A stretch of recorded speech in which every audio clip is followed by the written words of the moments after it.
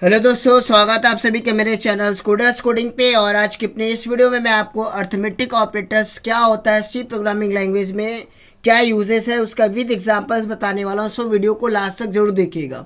अगर हम arithmetic operators की बात करते हैं तो arithmetic operators are used to perform basic mathematical operation such as addition, subtraction, multiplication, division, modulus मतलब रिमाइंडर। मीन्स जब भी आपको कोई भी बेसिक मैथमेटिकल ऑपरेशन परफॉर्म करना हो, एडिशन सब्ट्रैक्शन से रिलेटेड इस टाइप का ऑपरेशन परफॉर्म करना हो, तो ऐसे प्लेसेस पे हम अर्थमेटिक ऑपरेटर का यूज़ करते हैं। अगर हम अर्थमेटिक ऑपरेटर्स की बात करते हैं तो there are 5 types of arithmetic operators: plus, minus, multiplication, division and modulus operator. ये 5 ऑपरेटर्स होते हैं अर्थमेटिक ऑपरेटर्स के अंदर।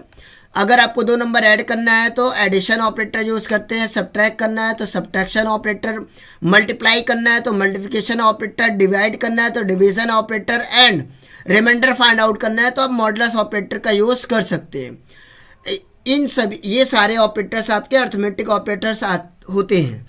अब उसके बाद अगर अर्थमेटिक ऑपरेटर्स में 5 टाइप्स के ऑपरेटर्स होते हैं तो इन ऑपरेटर्स की प्रायोरिटी भी आपको पता होना बहुत ज़रूरी है। अब प्रायोरिटी की ज़रूरत क्यों पड़ी, एक एग्जांपल के साथ मैं आपको समझा रहा हूँ कि सपोज करते हैं कि हमारे पास एक एक्सप्रेशन हो जो मैं आप सामने लिख रहा हूँ कि उसमें लिखा हो कुछ ऐसा कि 3 × 3 प्लस 2 माइनस 3 डिवाइड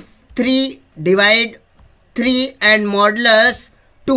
तो आप देख सकते हैं इस पूरे में एक्सप्रेशन में एक ही एक्सप्रेशन में सारे अर्थमेटिक ऑपरेटर्स आ गए।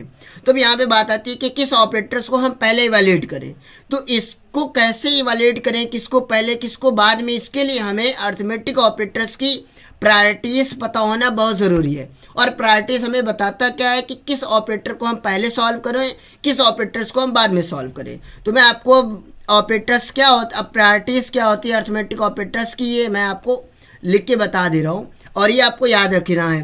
तो जैसे अगर फर्स्ट प्रायोरिटी की बात करते हैं तो फर्स्ट प्रायोरिटी जो होती है वो इनटू, डिवाइड एंड मॉडुलस, इन तीनों ऑपरेटर्स की प्रायोरिटी सेम होती है आपस में। मीन्स इनकी प्रायोरिटी आपस में सेम होती है बट हायर होती है किससे, आपको ये इन ऑपरेटर्स की प्रायोरिटी आपस में सेम होती है बट हायर होती है माइनस और प्लस से। एंड प्लस और माइनस की प्रायोरिटी आपस में क्या होती है, इनकी प्रायोरिटी आपस में सेम होती है। मीन्स प्लस और माइनस की प्रायोरिटी आपस में सेम होती है लेकिन इनटू और डिवाइड से लोअर होती है। जब भी किसी भी एक्सप्रेशन में हमें ये सारे ऑपरेटर्स दिखेंगे तो हम सबसे पहले इनटू, डिवाइड और मॉडुलस को सॉल्व करेंगे, फिर प्लस और माइनस को। लेकिन यहाँ पे एक प्रॉब्लम फिर से ऑकर हो जाएगी कि अगर किसी सेम एक्सप्रेशन में इनटू, डिवाइड और मॉडुलस ये ऑपरेटर्स आ गए तो किसको पहले सॉल्व करेंगे।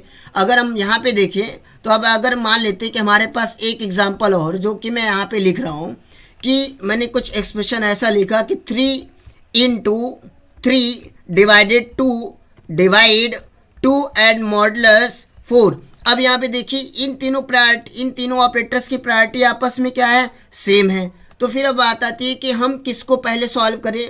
तो इसके लिए एक रूल्स है कि जब सेम प्रायोरिटी हो ऑपरेटर्स की, जब आपको सेम प्रायोरिटी मिल जाए तो ऐसे केस में आपको उनको लेफ़्ट टू राइट ऑर्डर में सॉल्व करना है। किस ऑर्डर में सॉल्व करोगे आप, लेफ़्ट टू राइट ऑर्डर में। अगर ऑपरेटर्स की प्रायोरिटी आपस में सेम है तो वो always left to right order में सॉल्व होंगे। होपफुली आपको थ्योरेटिकली समझ में आ गया होगा कि अर्थमेटिक ऑपरेटर्स क्या होता है, अर्थमेटिक ऑपरेटर्स की प्रायोरिटीज़ क्या हैं और इनको किस प्लेस पर हम यूज़ करेंगे। अर्थमेटिक ऑपरेटर्स को हम बाइनरी ऑपरेटर्स भी कहते हैं क्योंकि बाइनरी ऑपरेटर्स ऐसे ऑपरेटर्स होते हैं जिन्हें टास्क परफॉर्म करने के लिए 2 ऑपरेंड या 2 वैल्यूज़ की ज़रूरत पड़ती है। तो अर्थमेटिक ऑपरेटर्स भी मिनिमम 2 वैल्यूज़ की रिक्वायर्ड करते हैं ऑपरेशन को परफॉर्म करने के लिए।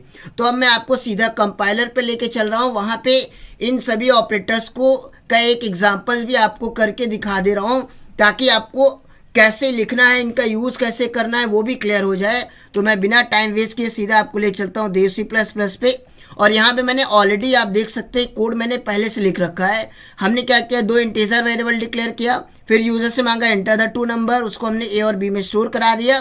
फिर हमने ए प्लस बी को ऐड किया, सी में स्टोर किया, एंड यहाँ पे हमने सी की वैल्यू को प्रिंट करा दिया कि सम इज सी, मतलब सी में जो एडिशन सम स्टोर हुआ तो वो हमने प्रिंट कर लिया। फिर हमने क्या किया, अगले लाइन पे ए और माइनस ए और बी को सब्ट्रैक्ट किया और सी में स्टोर किया, एंड देन उसके बाद हमने सी को यहाँ प्रिंट करा दिया। फिर अगले लाइन पे हमने क्या किया, ए और बी को आपस में मल्टीप्लाई किया और सी के अंदर स्टोर किया, एंड देन उसके बाद हमने मल्टीप्लिकेशन को भी यहाँ पे प्रिंट कर दिया, एंड देन उसके बाद इसके नीचे हमने क्या किया, ए और बी को मल्टीप्लाई डिवाइड किया और इसी के अंदर स्टोर किया और यहाँ डिवीजन को हमने यहाँ पे प्रिंट करा दिया। फिर हमने ए और बी को मॉडुलस फाइंड आउट किया, मतलब ये है कि हम यहाँ पे क्या कर रहे हैं, मॉडुलस के थ्रू ए की वैल्यू को बी से डिवाइड करने पे जो रिमाइंडर आएगा हम वो फाइंड आउट कर रहे हैं। तो जो भी ए की वैल्यू को बी से डिवाइड करने पे जो भी रिमाइंडर आएगा वो हमने सी के अंदर स्टोर कर दिया।